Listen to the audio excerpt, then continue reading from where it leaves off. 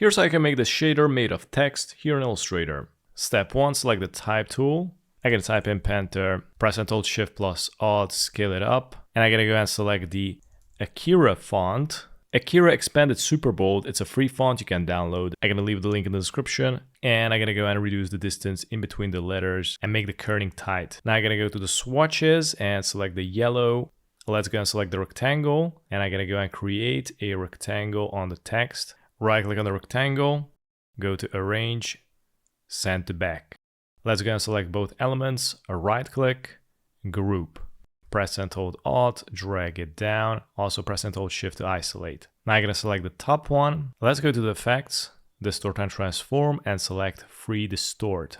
And here we got this really small window, which is a little bit more difficult to adjust. But I'm going to go with this top left anchor point and try to drag it like this and click OK.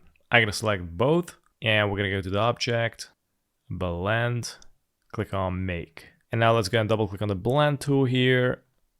And let's select Specified Steps. I'm going to increase the numbers. I'm going to go with 6.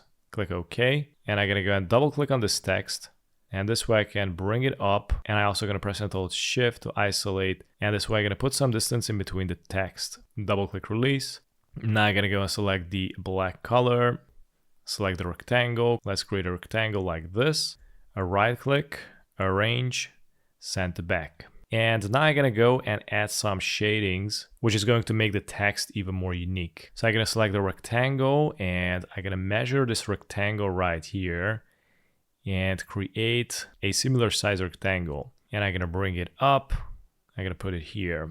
Let's go to the gradients, activate the black and white gradient. I'm going to go here right now with 90 degrees. And let's go to the opacity and I'm going to change it to multiply.